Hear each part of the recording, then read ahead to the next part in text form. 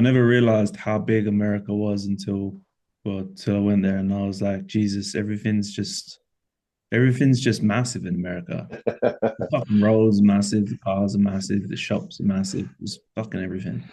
Yeah, well, I've not been to the UK, so I can't judge. So I don't know what to compare it to, or What, what, but what did you think, Sammy, when you went Vegas? Everything's just big, isn't it? That's where you look across It's the the road. second time that I've been to America because obviously I went. It's for you as well because you competed out there, right? Yeah, yeah. Um, so I went to Texas back when I was like in my early 20s.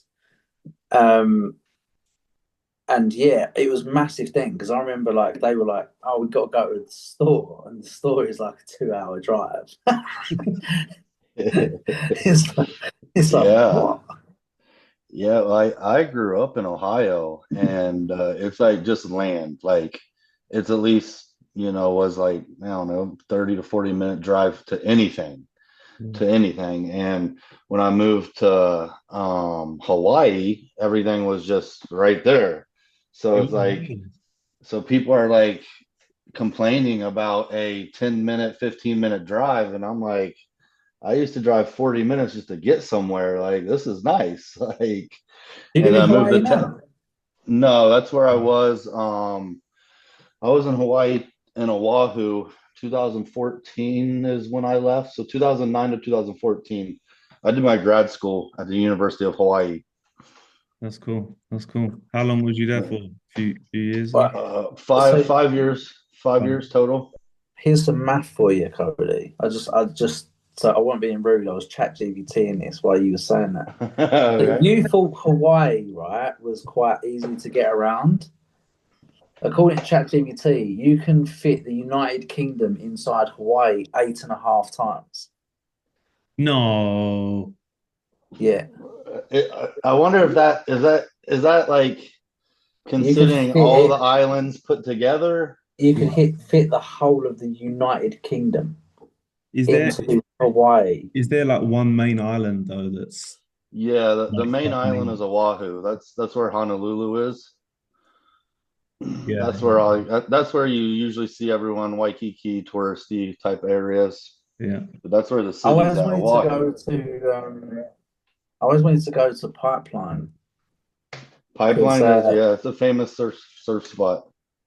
they named the monster after it, didn't they? My favorite one, the pink one, the Pipeline Punch. Because I used to watch a surfer. What was his name? I can't remember the guy's name. There was a surfer that used to do YouTube videos. I used to watch all of his shit, and he lived on the pipeline. So like his back garden was the pipeline, Yeah. Yeah, and that it was, I looked mean, amazing. that was huge over there because I mean during like winters, that's when the big swells come in. So they're like that's when they have the eddy, which is the famous surf competition, but they usually don't have it unless waves are at a certain height because it's like, hey, $1,000 for every foot that you surf to the winner. Oh, And I think the one year I was there, it was like 55 feet was like the tallest wave that somebody had surfed, Jesus. which is gnarly. It's Like, so 55 like, grand for surfing away. yeah, yeah, but I mean, there's a high chance of death too if you go under. So, Yeah, but fuck it, what a way to go though. We're in the wrong game. I'll do that. $1,000 away, a meter away. I'd love to do that. I love Hawaii was it. nice. It was nice, man. That was where I did my first bodybuilding show ever. Hawaii. I was gonna say, man, so I used to you're follow. I used to uh, follow a guy called Matt Kido. I don't know if you know him. He's a young, natty guy from Hawaii, and his name is Matt Kido. He used to call himself Goku Flex. I used to watch all his YouTube videos back when I was younger. I say Really? younger, yeah, in my late 20s. Yeah, I don't know. Not But familiar yeah, with him. it made me want to go to Hawaii because a lot of the Dragon Ball Z stuff all came from Hmm. Hawaii, didn't it? yeah. Yep. Kamehameha is Kamehameha is, yep, that's the from king. Hawaii. It's the Yep. king, yeah, yeah. And so a lot of the stuff around Goku and Dragon Ball Z all comes from Hawaii, like the names and the references and stuff. Hey, So yeah, it's paradise. You just pay for it. So Let's go. So for anyone watching, welcome, Code. Thanks for coming on, brother. Your IFBB Classic Physique Pro, and you won 2 pro cards in the I same show, did. didn't you? I did. Yes. Yeah. So you got voted second best posing coach in the world, which is sick. Internationally one. He won the international International. one, number 2. Yeah. Yeah, which That, is sick. And you're on that J3U is for cool. posing as well, aren't you? Yeah. Yeah. I help out a lot of the J3U guys. Yep. Sick. Sick. Tell a bit of your story, man. You did your first show in Hawaii, was it? Yeah. Yeah, man. I mean, I got into bodybuilding just being in athletics growing up. I was college basketball, Yeah. played basketball through college. Was heavy track runner too. Actually, probably better in track than I was in basketball, but I just didn't want to run in a circle anymore. So, so I decided to go chase basketball at college instead.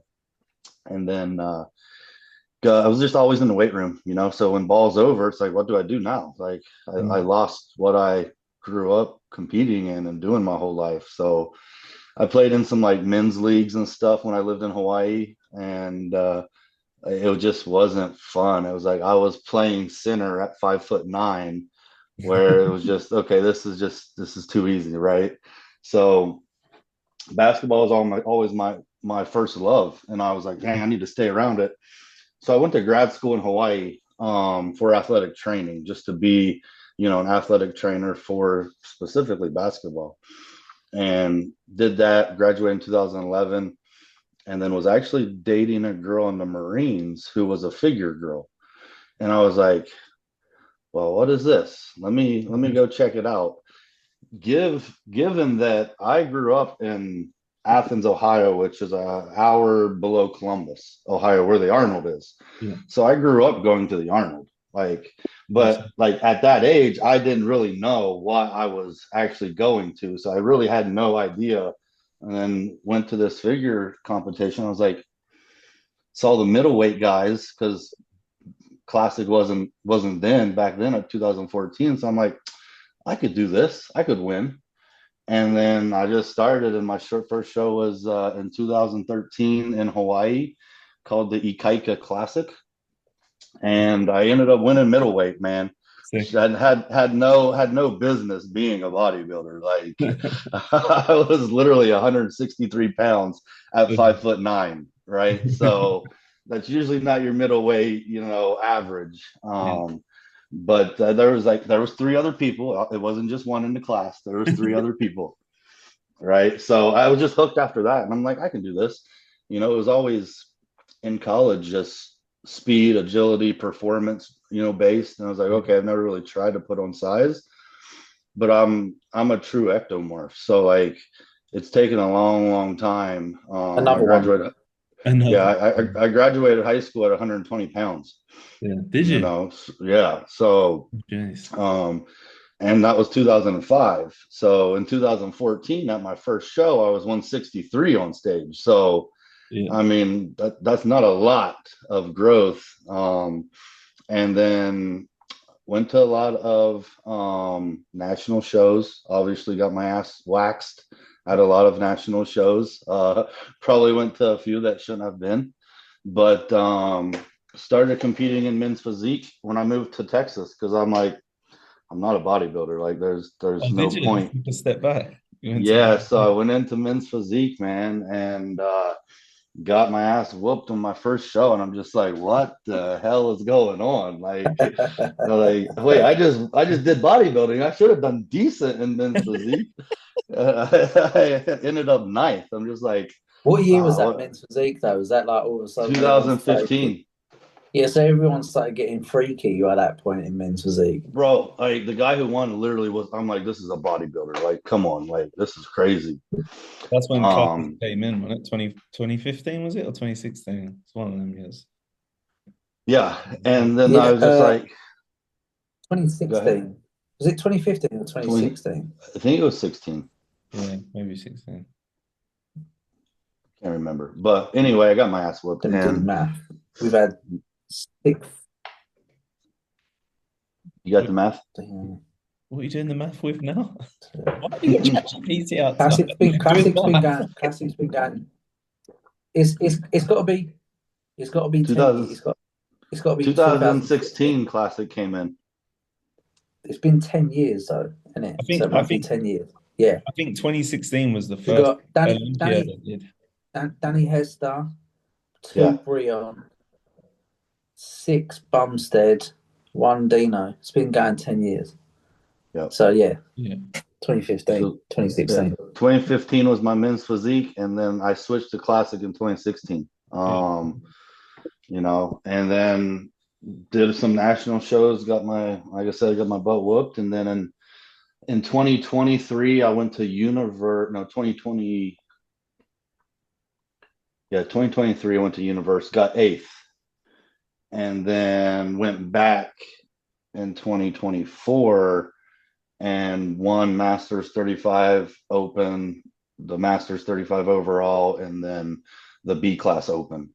So it was a nice little, hey, I got 8th last year, and this year then I ended up grabbing 2 pro cards. So it was a really, really cool feeling, just for all that hard work over the last 10 years. Technically it took 11 years for me to turn pro. I was gonna say you've been going a while since 2012. Yeah, so yeah, man. The goal was turn pro before I was 36, but I ended up being 37 when I turned pro. So I'm like, hey, we're all on our own path. So there's no age on the card.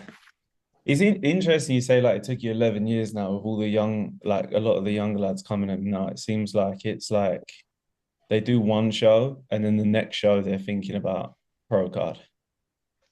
I don't know if that's what it's like in America, but I feel like in the UK, it's like they do their first time a show, and then the next show they're like, I'm taking a year off, 2 years off, and I'm going to do a pro qualifier. I'm like, Jesus, fuck. It's very common. Yeah, very common. I mean, I don't coach a lot of athletes that I used to, but now that I'm more on the opposing side, I've stopped taking on any athletes. But just from my own experience, it's like, okay, we got first at this local show, but 3 people were there, and you're still nowhere close to a national show or not going to a national show. Like, yeah. So I think it's not only the athlete. I do think that coaches can be involved a little bit in that as well, to where it's just like, oh yeah, I'll prep you for it, cool, without like being honest and be like, hey, you're about to spend a shit ton of money for no reason. Right. I think as well, sometimes it's not even that I actually just personally think as well, sometimes it's not even that the coach is being dishonest. I think there's a lot of naivety with the influx of new coaches as well, that some of the coaches probably also think it. Don't realise. Some of the coaches themselves don't even realise. They're new to the game, they're green grass, they get a guy, they win a local show together or whatever, and they think, that was pretty easy. I reckon you could probably turn pro, mate. Really, coach? Exactly. Yeah. Exactly. Yeah. Fuck it, we'll do it. Like, and then you go to that one one national show, and then you're like, okay, yeah, maybe I shouldn't have been here. Right. Bro, when John turned pro, like he didn't even think he was going to turn pro that day, did you? No. We were backstage, and he was like, I think of his lineup, he was probably the 4th biggest guy in the lineup. Everyone thought like at least 3 guys are bigger than John in the lineup. And he's standing there backstage, and he's going, I'll beat these, but they're massive. What show did you turn pro, John? They were big. It was the British, just like the British finals in 2019. Okay. British finals. It was after I won my class. My class was actually the real competition. There was about 11 or 12 in the class. But it was a big Michael the Ball class. Yeah, it was a really, really tough class. Really? And then once I won the class, when I went to the overall, I was like, this is crazy. I think I got this, because I was looking at the other guys, and at that point I was like, I think I'm better than them. It was the class that I was like, the class was evil, wasn't it? It's a bad class. Like four, maybe 5, definitely 4 of the guys were competing with then went on to turn pro like the next year and the year after. So it was like a good stack. That was a good class. Yeah. I actually literally before we just jumped on here, just saw the update of one of the guys that John was against, and he's going into his open pro debut now. Have you seen the size of him, Abu? He's massive. Bro, he's fucking enormous right now. That's a lot of these guys can be that big. They just, stay in classic and Would, hold back for a little bit. would you think it's been in your like what's helped you in your mindset to keep going? Because 10, I don't know if there's a lot of the younger lads would sort of put in that 10, 11 years that it might take to turn pro. What do you think it's Man, I think that developed when I was really young because, my mindset when I just first started playing basketball and fell in love with that was like, hey, I'm gonna do everything I can to try to have a chance to go pro in basketball, right? Like I just wanted that pro name because I knew that once that's earned, the work you did is validated, right? So it was like I always had that sore loser, like super sore loser. I'm a bad sore loser. Like if the fiance beats me in Uno or Skippo, like I just go silent, just like fuck you, bitch. no, I'm not an aggressive person. I'm far from aggressive, but it's just like I just shut up, and then she just has her smile and laugh, and we go about it. But that's really been the driving force because I mean once I knew I wasn't good enough in basketball, obviously being at 5'9" and 140 pounds, it was like, all right, then I got into officiating college basketball. So I officiated all the way up to Division I men's basketball over here in the States. And I'm like, okay, hell yeah, I'm going to put in the work to be a pro referee. And then it got to the point to where it was just so much and it didn't make sense logistic and financially. I'm like, well, I'm still bodybuilding, so fuck it. Let's try to turn pro in bodybuilding, not knowing how long it would actually take. Yeah. Right. I think that's the thing we never know. It could be 2 years, it could be 1 year, it could be like me in 10 years. But I was always under the weight cap, so I knew it was going to take a while. And then once I got fourth at Junior USA's, I think that was probably my fourth national show. I'm like, okay, I belong here now. Like I made the first call outs. Like I've got something going for me to keep me pushing towards, that pro card. Yeah. And then, went to Universe, came in a little lottery. And that first time at Universe was my sixth national show. What's what universe is that? Because like universe over here is not IFBB. Our universe it's put on by Steve. It's Steve's show. It's MPC Universe in New Jersey. Weinbergers? Yeah. Really? Oh, that's cool. Yeah, it's in the same spot as the New York Pro. Nice. It's in Teaneck, New Jersey. Yeah. That's cool. And it's an open and masters. And so I did that, and like I said, I think 2023 or 2022, one of those years, and got eighth. Still his first call outs, but ended up eighth, and it was just a little bit watery. And then ended up going in the following year and ended up winning, Masters and Open. And that was that moment on stage was like, okay, like this is what it feels like after 10 years of trying to chase a weight cap and finally getting to the 195 and then winning 2 pro cards.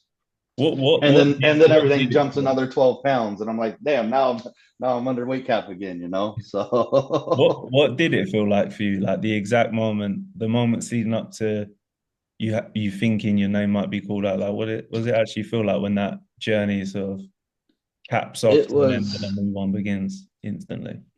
Yeah, I've not told many people this story, but when I was heading to Universe, I was flying out on a Thursday. The show was on Saturday, so it's good to get there a day early.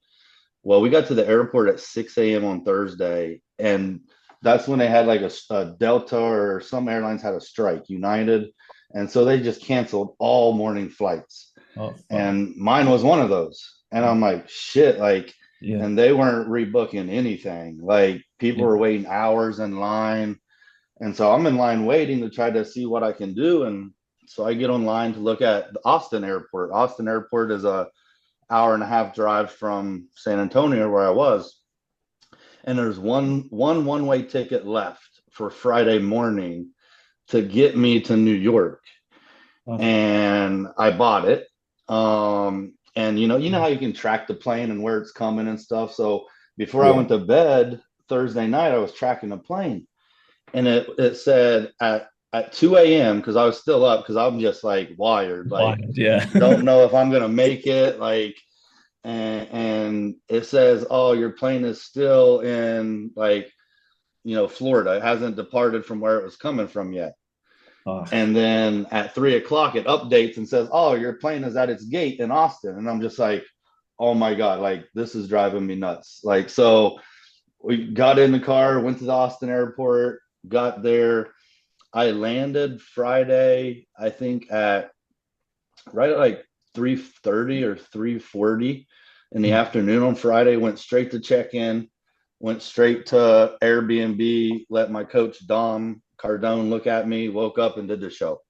yeah. And so it was a trip just to get there. Yeah. But I knew when I got there, that's when I knew. I was like, okay, I made it. It's my time, it's my time. And then I always hire Will Whitman to take my photos, right? I mean, and I've got some friendship with him just over the years. And I'm like, hey, Will, man, I just had to drop another 1,000 on an airline ticket. I can't buy the tickets, just a heads up, man. Like, Yeah. I know I said I was going to, but just a heads up. And after I got off prejudging stage, Will met me in the back, and he was showing pictures of me that he took. Yeah. And he's like, here, man, I figured you would want to see some of these for tonight when you turn pro. And he's like, and so that was just a rush. So I was like, dude, like I told you not to, like, I couldn't afford it. Last minute, he's like, I didn't care, man. I want you to have this. That's And so sick. that kind of got me a little choked up before I went back on stage, because I'm like, That's cool. oh, That's cool. okay, this looks pretty dope. And that was really, really cool of Will. And then ended up getting off stage, and that's when my coach met me back there after I won the Masters. And then they had me put in the same exact spot for open. So I'm like, okay, then I was in the same spot, so it should be good. And I ended up winning that one. And then the second one wasn't as exciting as the first one, because I mean, it's like, okay, I got my pro card. Like, so like my emotion and everything was during the Masters pro card, because that went first. But in my head, I'm like, I want to beat all these young fuckers. Like, I'm the older guy. Like, I want to win open, right? That was my mentality. And then when I won it, I'm like, okay, cool. I'm not a second place open pro card guy, So, but that feeling was crazy, man. It's hard to describe. Are the pictures down a bit? There's a black and white one up at the top. That's the very first one. This one? No, one up. It should be at the very beginning of my the my very profile. Beginning. Yeah. I went down a bit. Yeah, that third one. Yeah, that's when I won the first pro card. Sick. Man's in shape. And that's the one that Will showed me backstage too. And I'm like, oh, okay. I'm like, dude, let me get a paycheck. I'm gonna pay you. He would never respond and accept anything. So it was just really cool that he captured that and was that cool about it. So that's cool as fuck. What was it 2024? Or before? 2020, it'd been 2023. 2023. That is my pro debut was Hurricane. Yeah, this one was the pro debut. Yeah. How did that go? How did it feel being on the pro stage for the first time? Got fucking hamstrings, bro. Yeah, man, your hands from the back, posterior density. It's fucking easy good. Beautiful, bro. It was it felt really good, man. I felt really comfortable at my pro debut. To be honest, I felt really comfortable. I mean, there was 18 of us there, and I ended up good as well, bro. I ended up in sixth. Posing is not bad either, bro. It's decent. It's decent. We can always be better, right? But yeah, I ended up sixth, and I was so happy. Like, did you do that Hurricane show, John? Me? I think you might. Did you do it, John? I thought you did one of the Hurricane ones. Is that not that one? No, I did. No, I did Tampa in Texas. Mm. Oh, okay. I thought you did a hurricane one. No. Yeah, That's cool though.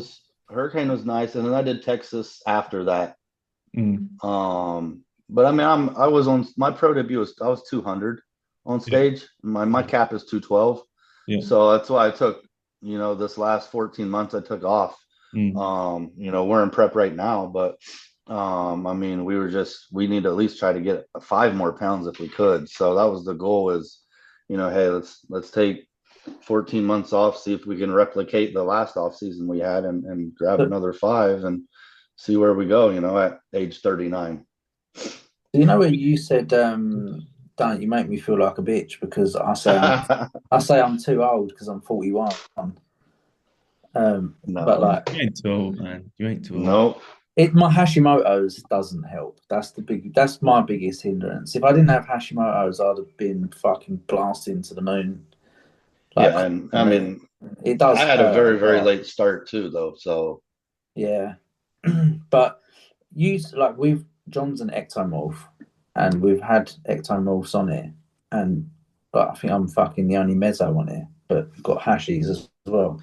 But obviously you're saying about finally got the weight on. Was there a point in there where it clicked for you and you seemed to put a bit more tissue on than like previous years? And in that time, what do you think, if that was the case, was the biggest change that enabled you to do that? yeah, I mean, I tell a lot of people this too, and it's like after every show, something got better, right?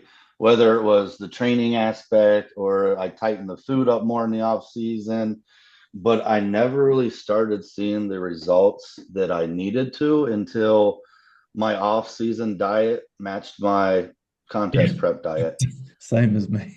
Like I would have a fucking pizza here or there in the off season after the gym, and I'm just like, hey, I'm fucking gaining weight. It doesn't matter, right? I'm getting big, man. I'm getting big. Yeah. John was like Lee Priest. I was the same. We was rolling up to like Burger King and shit before training and then go eat the burgers and McDonald's and stuff in the gym. People be like, what are you doing? Be like, getting swole. Yeah, right.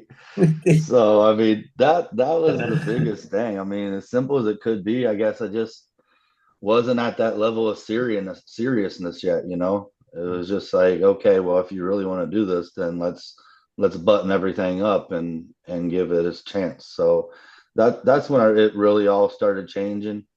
And I'm like the worst with food as far as like I want that shit quick and now. Like you ain't gonna find me making no 4 course style looking meal and hey, Pizza throw it in the burger. microwave, eat it, and be on with my day, type stuff. So a lot of my friends always are, making fun of me because my shit's so bland and it's just chicken rice and maybe some flavor gang sauce or something like that.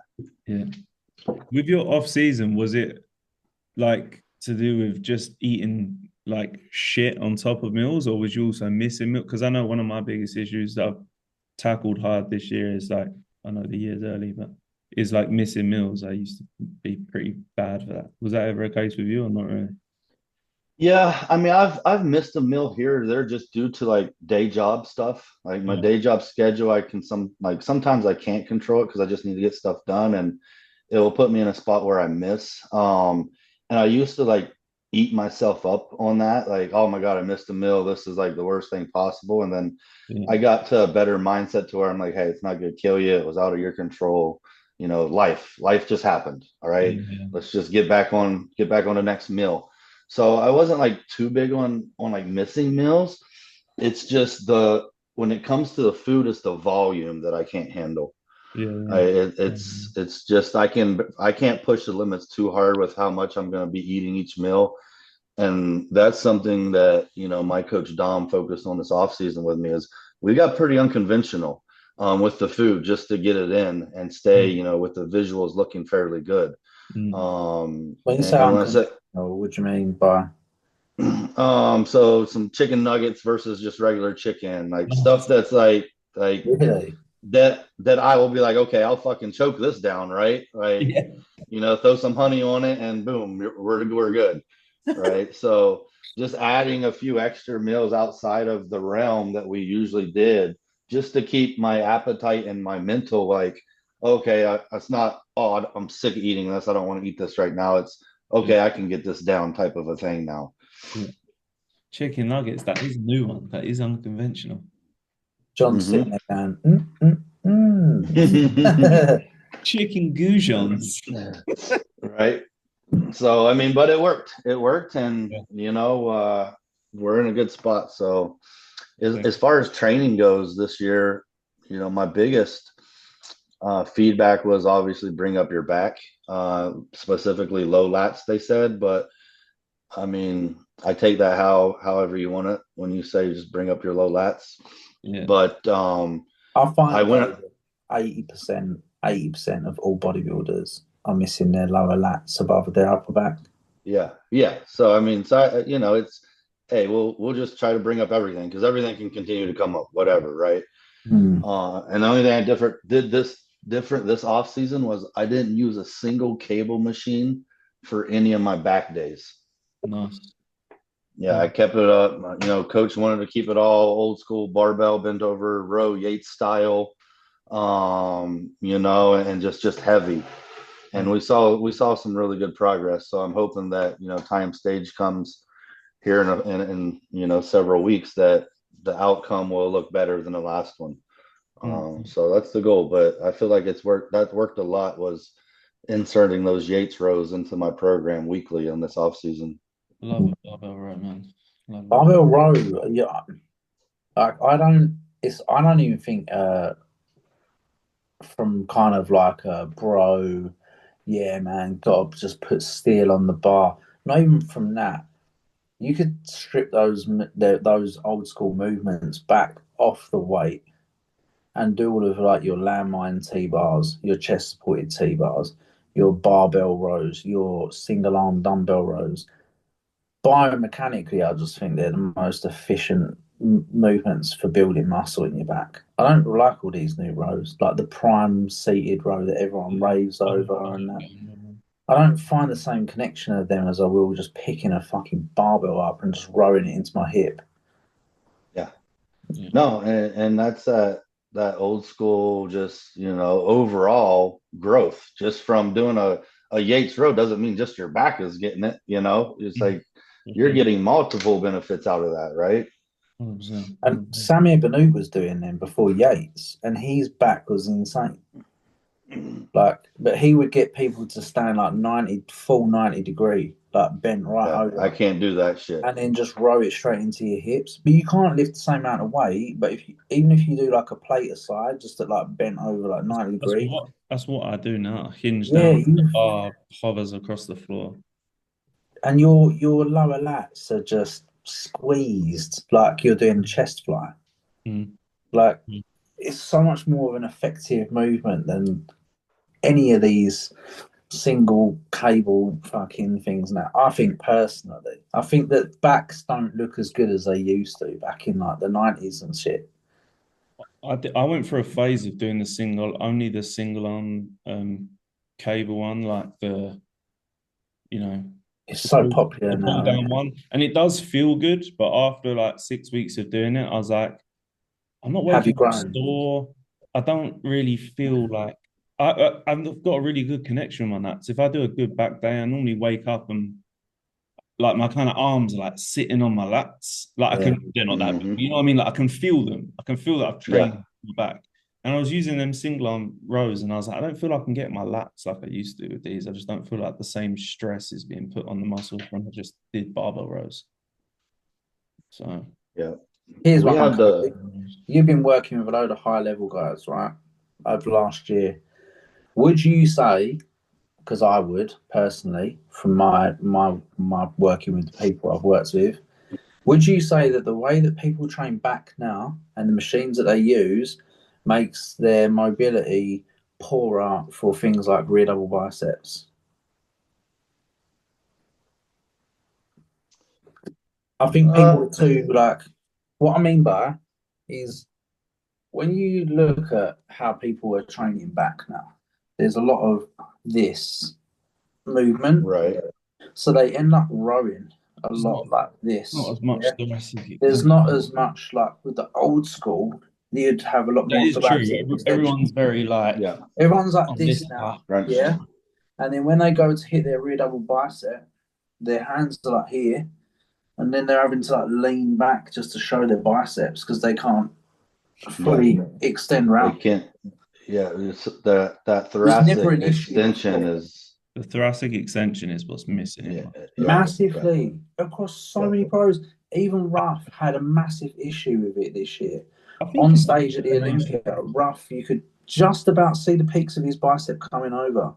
I think it's a combination of just life as well, because I've noticed this year that when I pose, my thoracic extension is not as it's still like ample to hit the pose, but not as good as it used to be. And I think it's just because I do a lot more sitting down work now, to be honest. I wonder if a lot of people are moving online, doing a lot more desk work, and like, I think I can feel that that's affected my thoracic extension. Yeah, You but combat it a lot with all the training. rear doubles are not the same, mate, as they used to be. Like Ronnie Coleman, you can't. Whenever anyone uses, oh, but they're bigger now. But Ronnie Coleman was fucking huge, and his thoracic extension and his external rotation was on the money. You could see every single head of the bicep, tricep, brachioradialis, and his back was fully open, and he was massive. But you look at guys now, and their hands are tipped forwards. They've got more contraction through the rear delt. They're not opening the scapula as much, and they can't get that thoracic lift. And it's a big issue, I find. And I think a lot of it is the machines, because people are end up crunching through the abs as they're rowing into movements where they're in like a machine that's fixed, as opposed to like using barbells, using dumbbells, which you can use a little bit more body language naturally and maneuver your body around it a bit more. Yeah, I mean, if we look at that, I mean, everything's in the front. I mean, any of our pressing, all that, any of our dumbbell work is usually in the front. But it's very rare that I get somebody who has got a good thoracic extension and good external rotation at the shoulders at the same time. At the same time. And it's like, okay, which one are we going to try to fix first? Yeah. Right. To see what look it gives us. Okay, well, let's look at this look and then let's change. Let's fix this and see what this look does. Well, now we got to decide which one is going to be that middle ground to make two bad things look somewhat decent, right? Yeah, it's hard because I thought it was not. I had to work a lot on Niles going into the Olympia this year.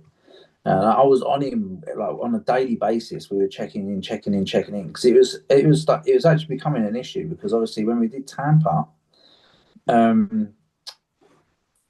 he was so here that I actually went against what I would normally say to people, and I told him to lean back just so that they could show the peak of his biceps, and it was enough for him to get the win. And what's his name? Tyler Mannion actually said to him as feedback, I want you to thoracically extend more because you're rounding. And we knew it. So I said, like, between Tampa and the Olympia, we're going to have to really work on your that extension and the thoracic, the external rotation. And it turns out, like you said, his thoracic extension was actually pretty good because then when I saw him in person, it was there.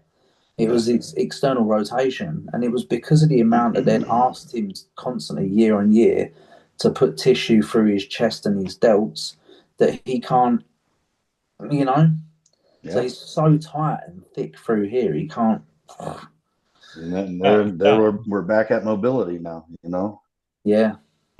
We got little beginners course on the Posey University, and the first thing we speak about is like the idea of the perfect human model. Like pretty much everybody's posing errors will essentially just come to, well, not always to a mobility problem, but like once you've got to the point where the cues are in place, you need to hit the pose correctly, and if you can't get there, it's literally just your mobility issues. It's always coming down to the hips, the thoracic extension, external rotation. It's like your posing is a result of your mobility with a lot of these guys, especially as they get bigger, Yeah. a little bit more muscle bound, we could say, if that's a thing. But Yeah. you know what I mean? They start locking in these postures that are just not beneficial to good posing, and it's just difficult. Yeah, I mean, a middleweight national level guy is going to get into his side tricep probably a little bit different than an open Olympian bodybuilder. You know, it's just For sure. there's more tissue there, so we got to find better ways to get into the pose. Mm. And then that goes across the board. So, So when did just you? different When did shit. you? Sorry. When did you You start like actually working with like higher level guys? And what did you? What's like what did you feel like when you first started working with these like high level athletes and you start to realize like shit, stuff's different when you start working with big guys? Because I remember like John was pretty much like the only posing coach in the UK, and then I sort of came along because he couldn't handle the volume of people he was working with, and he always said to me, because John had worked with guys like Hollinshead and people like that, and I hadn't had the opportunity to do that with anyone at that time. And he always said to me, bro, until you work with some of these big guys, you can't understand it. You all your shit goes out the window. You have to learn completely new stuff. The rules go out Um, the window. so yeah, it was like, when did you find that you were starting to work with guys that was like there? And what was like some things that you found that were like an issue? Yeah, man. I mean, I'll be honest. May May of 2020, May of last year was my first client that signed up for posing. Really? Like, Oh, wow. I've been in this field for a while, right? I'm just Yeah. very to myself, like do my own thing type person, right? So, Because I you mean, just I'm went not big on social media. I don't try to be big on social media. same. And I'm no offense, it's just not me, right? So, Yeah, same. um, so it was like I started posing people just here, left, right, local people that were around, um, and then my coach Dom Cardone, who's got a pretty good roster, he's like, "Hey, man, Joey Belt is my number one guy. You know that. That's where I send all my people to." He's like, "But he's getting so busy. I've got to find somebody else for my people. Would you mind posing a couple of my guys?" And I'm like, fuck, I don't know, because this takes up more time for me, takes it away from the fiance. What time of the day, night? Talk to the fiance. She's like, I think you should do it. You give really good cues. You break it down simple for people. I'm like, okay, fuck it. I'm like, let's do it. And then I think Dom had like three guys that won overalls that year that I had helped pose. And I'm like, okay, this is kind of cool. Like, I like this like reward side of it. Like, I like the process of posing coach versus a contest prep coach, Mm. to where you can almost immediately see the reward once you Yeah. change somebody, right? Like, Oh it's like yeah. it's like, holy fuck, this is ugly. Oh damn, that's it. Hell yeah, right? Like, Yeah. okay, thank God, right? Like, That's what we because we like. We had to get do way too something. excited for it. I'm like, Yeah, yes. yes, yeah, exactly, right. And so, um, in 2025, there was a seminar here in Texas that Phil Heath was at. It's the big one that Texas puts on every year before the run of the regional shows. And I volunteered to help out the classic guys, run them through the seminar, help with the bodybuilders. And then a guy that was there was coached under Luke Miller, who's with J3U. And so I was sending Luke, check-ins of, hey, all of the adjustments we're making with his athlete and everything, and the reasoning why, and all that. And eventually he's like, hey man, we're looking for somebody to help all the J3U guys with posing. Would you be down? And I'm like, shit, that's a lot of people. So back to the fiance, hey, what do you think? And she's like, yeah. And from there it just took off. And like I said, May was the first guy. I think I ended up posing right over 108 people last year from May to December, which was a pretty good bunch up there in a short time, which was really fun. Yeah. I really enjoyed it, just making the connections with everybody across the world. And I can't say I ran into one guy that, it wasn't a good session, Yeah. and from there, man, it just kind of was like, then that voting thing happened on behind the scenes, and then I'm like, okay, hey, we're in our lane now. This is where we'll go. It's fun. I Hell yeah, enjoy bro. it. People are doing well, and it's been a very, very big blessing, because I think I needed this path versus the coaching side. I do enjoy coaching guys, but I'm not a full-time contest prep coach type of person. I'm more of a, hey, let's make you not look stupid on stage guy now. Yeah. Let's make you look This like is me. This is me. I to this day, I still have, because I had a good few guys that I worked with, and my actual stage record is not that bad because I've only prepped a few people, like 3, 4 people, and all of them medalled. So done quite well. So, but I've got like a guy at the moment, a couple of guys at the moment keep going to me like, "Oh, you're going to coach me this year? You're going to coach me this year?" And I'm like, just no, I just don't have the time. I don't really want to do it. To be honest, Yeah, it's yeah. it's a lot of effort. John's actually a really good coach. John's a really good coach. He coached me like for all 6 of my shows. Yeah.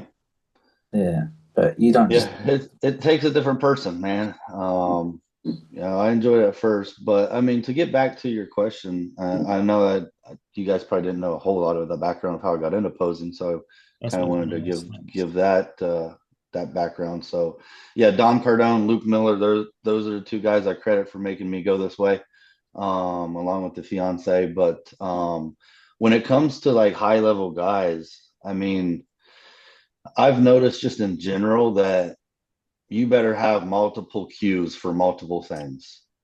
for sure. Like, because even if you are on the Olympia stage, it may still be a cue that you've not heard that you connect with. So that's why I'm not afraid to throw the dumbest shit out there when it comes to cues. Usually the dumbest stick and they remember it, right? So, but right now, I mean, working with Anthony, I would say he's probably the highest profile guy I have right now, who's doing his open debut at the Arnold here in March. And he's coached by John Jewett. So, just with somebody like him, it's okay. We know you're going to the Arnold. We know you're going to be standing by, 3, 4, maybe 5, 6 Olympians that just, walked off stage or, late last year. All right, let's break down all their posing, see where we may be able to expose them with you, but also make sure that your poses are highlighting your strengths and taking away those weaknesses, right? So it's more of a multifaceted. It's like, okay, we've got you in a good home base for every single one of your poses now. Okay, well, how's everyone else posing? Can we expose them anywhere while we're up there on stage and use that as a strength too, right? So there's just more that comes into it because at the pro level, you almost know who's doing what show, at least a couple guys. And you're like, okay, this is how they pose. This is where we kind of can expose some leg width or, vice versa, some chest thickness, so. Nick's doing that, is he not? Nick. Arnold? I think so. Yeah. Nick, Hottie. Hardy.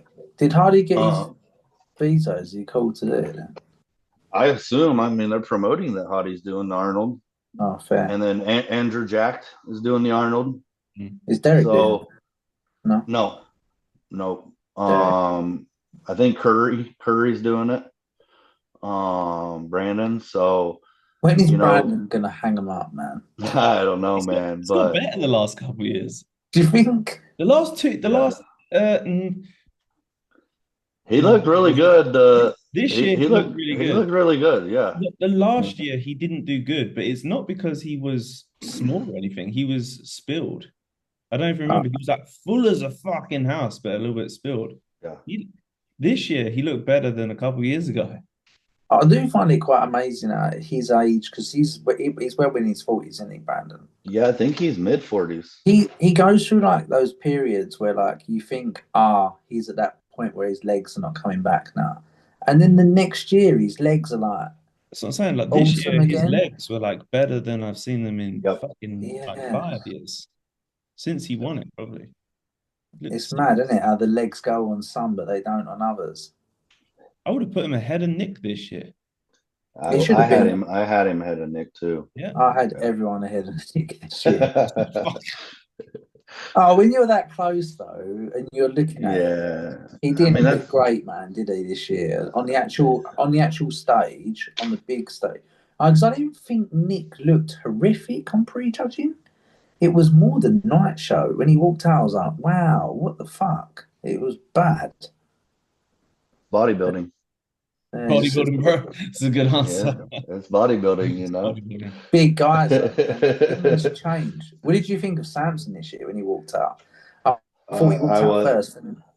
Yeah, I thought he walked out on his own, and I went, "Oh, he's won it. He's won it." But I hadn't seen him stand next to anyone at that point. Well, he was so lean. And then other people stood next to him, and I was like, "Shit." Yeah.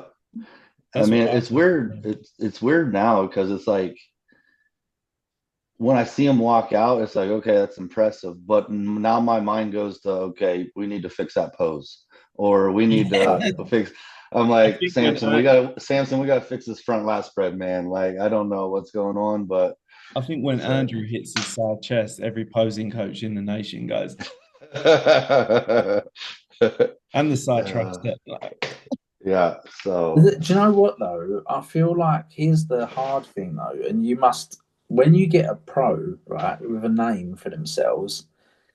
So I feel like you could probably get Andrew jacked on his own and go, bro, I think I could make your side chest look better, and he'd go, oh yeah, all right, show me. I just don't feel like anyone's been there to do that with him. Whereas someone like Samson is sort of known in open bodybuilding for being the posing guy. So I feel like if you tried to put to him, like, look, bro, I think you got a little bit of distension in your TVA. If you pulled that in, that it would look way better in your front lat spread. Also, your side shots is blowing out. Maybe don't hinge your hips back too far on the side tricep, and then you can keep your spine more neutral so you can rotate a little bit easier into it. Little things like that. I don't think he'd like take it very well. I think he'd be like, "Fuck you, fuck off." Yeah. I mean, I'm sure I know of somebody who's probably messaged him and told him he needs to fix something, but yeah, when it comes to that, you don't know how those guys are going to respond. But I think a lot of times there's some of those guys with really, really high level coaches, they know what to look for too. And sometimes it's like, are you not like, is nobody telling you that we need to fix this? Like, and then it's like, okay, well, is there another issue that's causing this? Right. So it's like, do we know all the story of like, hey, I posed a guy the other day who has a metal plate in his arm and our internal rotation just isn't going to happen. Right. So it's like, your lat spread's always not going to look awesome, right? So yeah, that's true. You know, it's like, that's really true. What don't we know? You know, when we see somebody, right? Yeah, 100%. Yeah, that is so true. 100%. Yeah, I've had that loads of times. There was a guy in the physique collective over here, and for ages I used to shit talk his rear double bicep. And he's like, man, your rear double. I say it to his face because he's got quite a good sense of humour. And he was like, I can't get, and I was like, yeah, you could. I could get that better. And I got him in person, and I thought I was gonna fucking snap his pecs off. Trying to get into, he was like, ah. He was so tight through the chest. It was like anything more than like that. And he was done. He was so tight. That was Big Daddy. Yeah. Ryan Kirkham. Yeah. And he went, see, I fucking told you. But I think who coaches Andrew Jacked? Chris Cito. Chris Cito? So he's not probably going to be around Andrew because Andrew's in Dubai, isn't he, all the time? Yeah, he's in Dubai. Usually. There's probably not a lot of people in Dubai. I'm gonna go And I Dubai at the don't end of think, the year, and I'm gonna hit him up. yeah. And is Chris Aceto one of those coaches? Because he never really was with Jay. Is he one of those coaches that will fix someone's posing? You know, like a Haney Rambod. Haney Rambod was so hands on with Bumstead's posing, with Derek's posing, with Phil's posing back in the day. Some are like that, some are not. You know, it depends what coach you kind of got.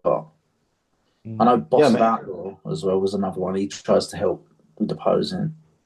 And that's like for me when it comes to the posing side, that's the critical piece is I try to make sure every single contest prep athlete that's posing with me that I'm communicating with their coach. Takes more time, right? But I'll message their coach after we're done with, hey, here's our updates, here's what we're doing, and some coaches are like, they love it and they want to, be involved so they know, hey, when this guy steps on stage, I'm not going to be surprised with what I'm seeing up there, right? Like, why Yeah, are you posing like this type of thing? Like, and that just comes from like my coaching side. It was like, God, I don't know if I would trust sending my guy to somebody else I don't know and hoping that he makes him look good, right?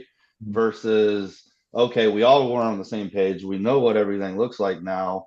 Do you have any questions? Do you have any feedback about what we're adjusting? And that it's really good when you're with like some high level coaches. And I'll say like, Dom doesn't care. He's like, dude, I trust you. Just do your thing. John Jewett, him and I will kind of go back and forth on some stuff and brainstorm and feedback because John's got a high level. He knows what looks good. He's not a stupid individual. So it's like, he's a pretty good okay, coach himself as well, isn't he, John? You don't really, right. And that's what we do sometimes with Anthony. It's like, John, this is what I'm thinking, man. What do you think? Versus just being like, no, it has to be this way, it has to be that way. It's like when all three of you are on the same page, it just makes the outcome that much better that we're trying to get, right? Because everybody knows what's happening along the way versus any surprise. I, yeah. I think the idea of sort of like closing coaches, like having that trifecta, having if an athlete can, afford it, because I know it costs money to have essentially two coaches, but if you can have a posing coach and a prep coach, I think it's a perfect storm if your posing coach is good. Because I think as a posing coach, we sit there, say you do 10 sessions with someone, you've stared at their physique for 10 hours, which is probably a hell of a lot more than what their coach has done because, even if they've coached with him for a couple of years, so 10 Check-ins, hours is isn't a it? lot. Yeah, 10 hours is a lot to stare at someone's Check-ins, you just physique. go straight through Mhm. them, didn't you? Yeah, so I think we can spot things that maybe um, other prep coaches are not, even with actually like building the physique. I was speaking to a few coaches this year of like lads that I was posing with them, and they asked me about what they think about their actual physique, and the the critiques that you offer is welcomed, and it's Yep. because you're staring at them for so long. You can really, and there's something way, way different about staring at a physique that's moving compared to pictures. Mm. Like, because whenever I've contest prepped some guys as well, like gets to a certain point, I have to get them to send me pictures because videos, sorry, because pictures versus videos are just they show a different story. Even though it's still 2D on a video, it still gives you like a different dimension and a different feel for the physique. You can kind of like hide And like we, how dense you are in yeah, an image, but you can't hide it in a video. yeah. So like when I've done it loads of times where I'll look at pictures of guys and then I'll jump on a call with them and do a video check, and they might look way better or way worse compared to what the pictures show. And I Mm. think as opposing coaches, we get that different Yeah, different perspective on the physique.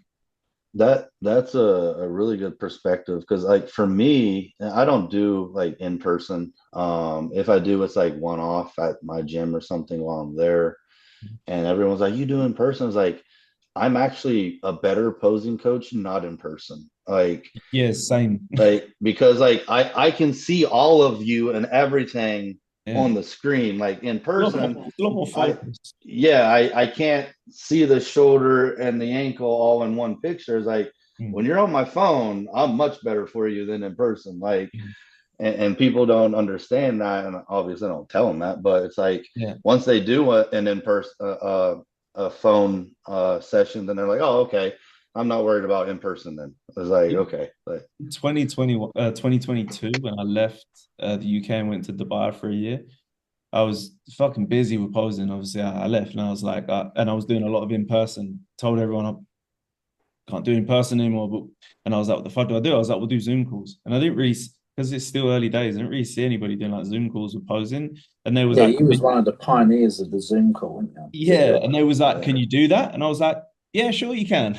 I was against it. Yeah, I was against and it. I had honestly, hand on heart, never heard of anyone do it. It probably was happening, like starting. No, I actually genuinely think he probably was. Yeah, He I probably was like, the you know, first guy to start Zoom calling posing. I And was like, if you remember, I was Zoom call. well against it, bro, wasn't I? Yeah, I was like, nah, mate. I was like, you can't. It's not going to be the same because I used to do 7 hours of one-to-ones in person a day, yeah, like yeah, straight up hardcore, killing it like a yeah. PT all day in the gym, fucking one in, one out of the door, 7 hours in person posing.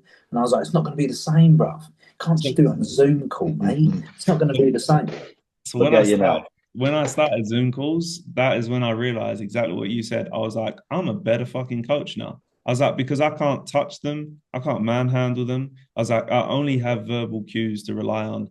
And then it started me going into teaching them more about understanding the pose rather than just drop your elbow. Like I did a reel about the other day. Like I had to switch from going from external cues, just showing them like in the mirror, like, yeah, this is what we got to look like, and use a lot more like internal cues, or I've found out now it's called kinesthetic cues. Like teach them, yeah, I didn't know that. I just call it an internal cue.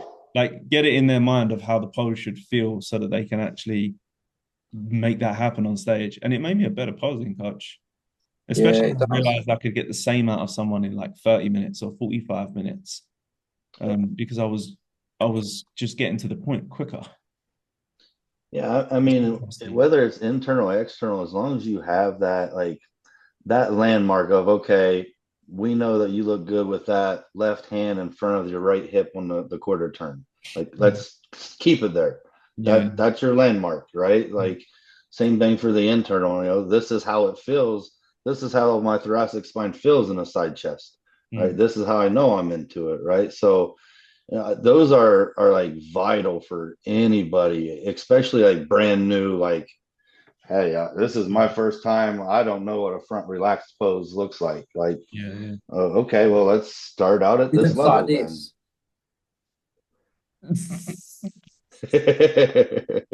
You got to do an RDL. Yeah.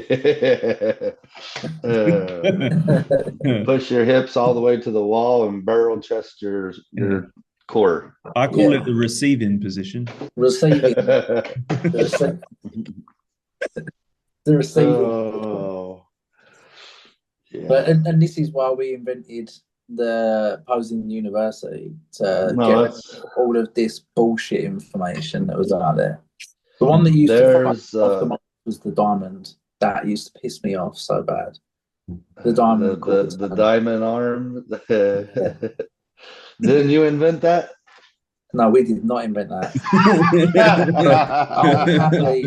I'm gonna happily take credit for fucking killing it though. I didn't invent no diamonds, man. Fuck that. Oh gosh. There's a lot of dumb shit out there. Since the dawn of time, I've just been like, quarter turn, like flay lats, now turn. Yeah, it's pretty good. Right.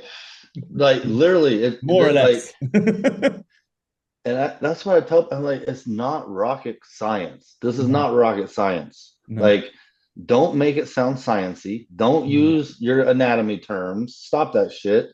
Keep it simple, and we usually get the best result. Like, it was like, stop trying to make this sound super, super smart, and like only a few people can do it. Like, yes, it takes an eye.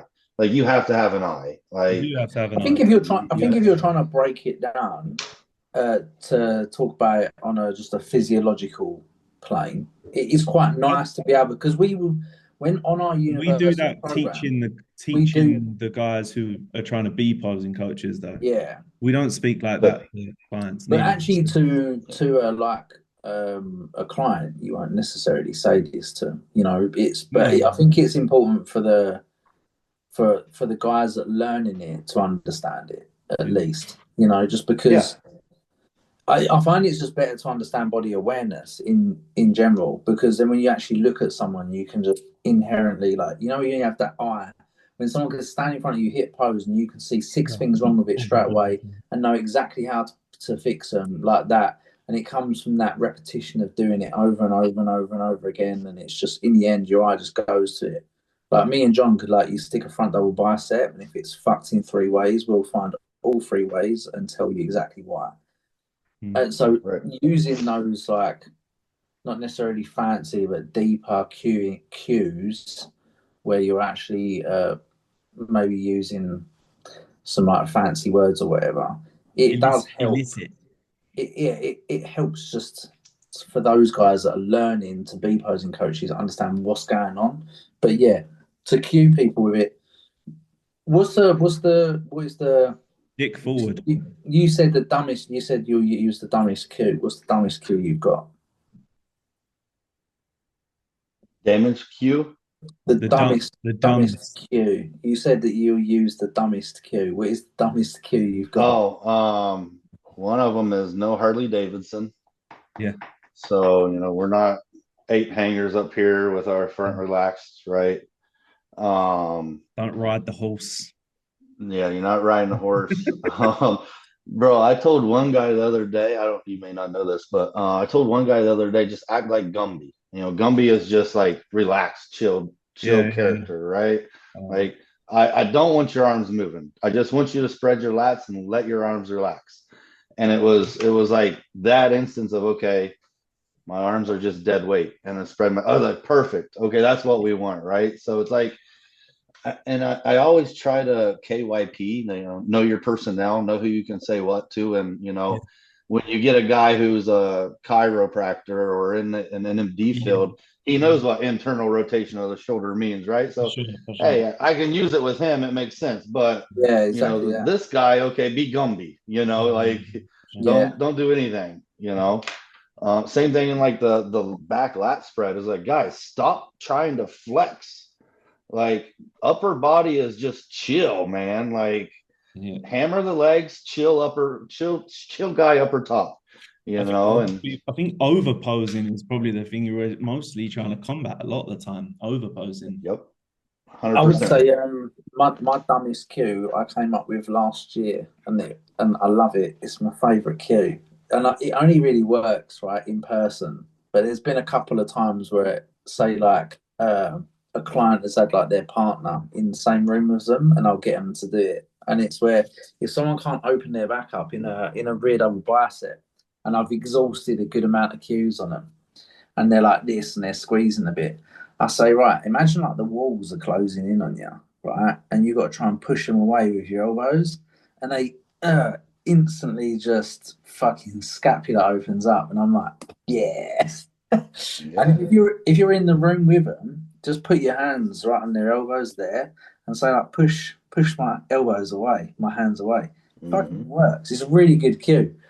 And I came up with that after watching Indiana Jones last year. And I don't know why I turned it into a posing cue, but it just happened. That's my dumbest cue, but it's a good one. I've used that one in a different way. It was just more, hey, stretch your arms straight up to the side, punch the walls, and then give me your biceps, just so we get that shoulder distraction and we can get a little bit more, so it's whatever works, it's like no cue is off limit, They may be sitting there like, what the fuck is he talking about? But, okay, that's when I know I'll give you a different cue then. We put a lot of dick references in, didn't we, bro? A lot of references, a lot of sexual references. Loads of dick references. If people got a massive anterior pelvic sticking their ass out in a side chest, I'm like, are you trying to take a dick? Like, yeah. The first thing I normally do is take the piss. Give the dick, don't take the dick. Yeah. Well, some guys I see guys hitting the side chest and they have their head forward like that. I'm like, you're not trying to suck a cock, bro. And they're like, oh. My other one as well is like quarter turn. If like, in like people try and like rotate, and then they, instead of rotating the shoulders, they kind of get to a point and then they just move their hands. Yeah. And I'm like, right, I don't want to see this hand go past your cock. So then Yeah. they rotate into it. A lot of dick references. Loads Dude, of cock it worked. references. I use it for the back double. I'm like, hey, make sure your dick stays facing the curtain. Yeah. Like, don't step back to where your hip opens you up now. Like, hey, keep your dick straight. Like, so keep your dick fucking dick straight. Get your fucking dick in line. You may not touch the curtain, but it just don't work the same. Then when like, oh, seen a wonky dick. You get a female. You get like a WPD athlete then comes in and then I gotta be careful because I do women. I do women physique too. So. Neutral. I did still use the dick forward with Nina. Is one in our mentorship, learning the twisting double. I was like, she needed it, and I was like, normally with guys, I tell them to put their dick forward. It still works. She was like, oh, okay. It still works. I feel like Nina's got a good enough sense of humor. She'd be able to take that though. Yeah. There's a few you could probably do it with. Yeah. Man, so what you going for this year? You competing this year? You're still taking this year off? Yeah, no, we're competing this year. Yeah. Nice. We're gonna head to the New York Pro first. Sick. So want to do one big show. New York is just that historical, show here in the US. It's like I said, I just turned 39, so I'm trying to do this for as long as I can stay healthy. Nice. It's so I'm gonna hit New York, see what we look like, and then probably maybe Legions after that. And then Texas has a run of shows later in the year. So probably a few months off, regather, make sure we're good, and just take it one by one with health and all that stuff as we move forward. But I would like to at least do 4 shows this year. I've usually been a one and done, just because I've always been under the weight cap. So, we may try to make a run at it this year just to hit a few and put the pro card to use, That's cool. It's literally my thing this year. I want to do 4 shows as well. It's going to be hella hard for you guys now, though, you pros, to fucking get to that Olympia now, isn't it? With the new rules. Shit, you got to win 2 pro shows. Yeah, but there's some pro shows that are automatic. I think instantly though, like if you get it, it's just all that much more special, Yeah, for sure. Like I will brag if I get it. I'm gonna get it. That's the mindset. I'll brag for the rest of my life. I was like, I was once the top 30 or 40 in the world, man. Shit, yeah. What is it going to be? 25, or did they put a cap on it, or is it not capped because of the show? Be capped. It's going to be a lot less because of of how hard it is to get it. Because there's been I feel like John's right. If you look back at like how long has it been like that since it was like probably like 5 years, it's been pretty fucking busy at the Olympia. Yeah, since probably like 2021, 2022, I'd say is when it started getting hectic. Yeah. And you started getting like 70 plus classic guys coming in there. It is ridiculous. I feel like if you qualify for the Olympia in those years, some of them guys can't really say they qualified for the Olympia, can they? Do you know what I mean? I mean, if you make it and now it's like your top 25, that's special. That's special. Very special.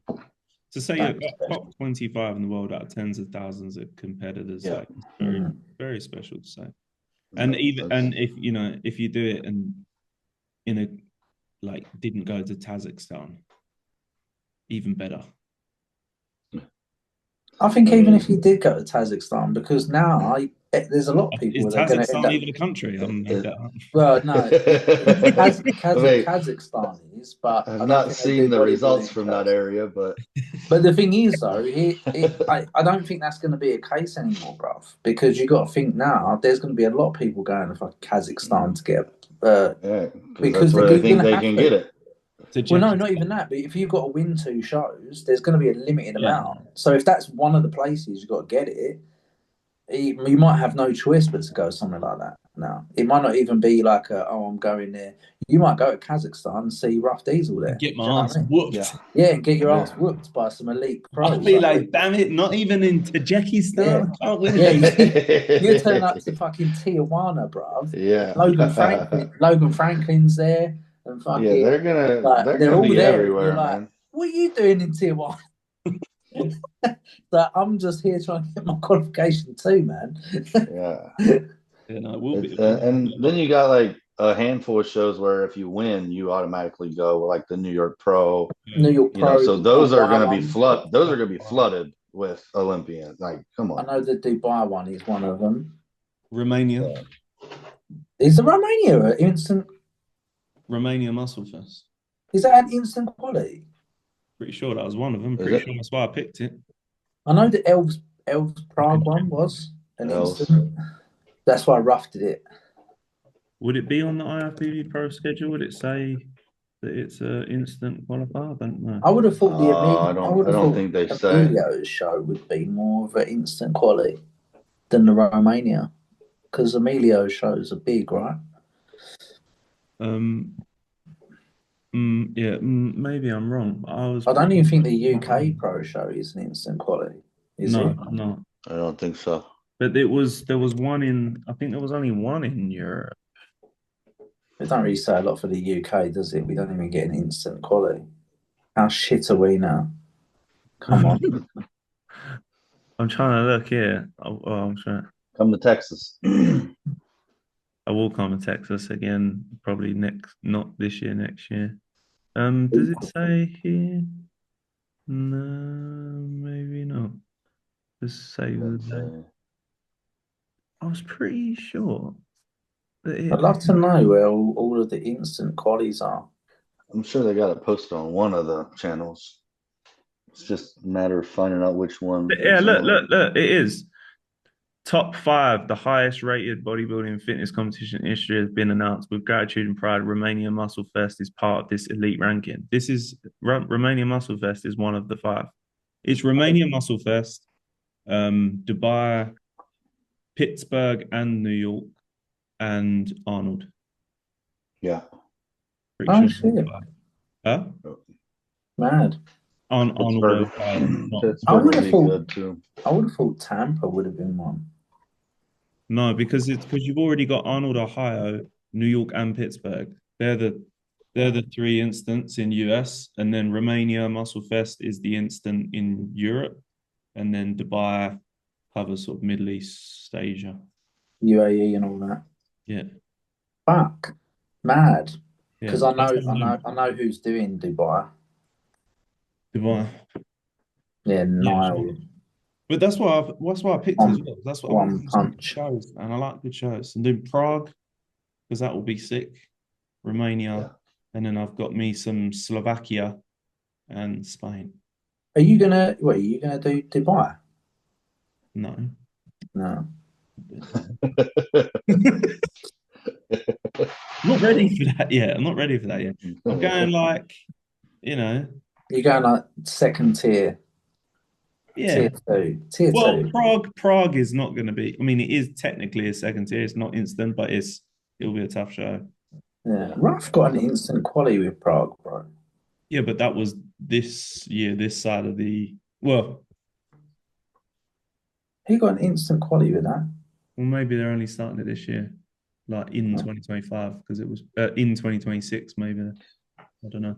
They're all going to be hard. I mean, it doesn't matter now, right? It's like exciting times, man. I'm pumped for this year. I can't wait.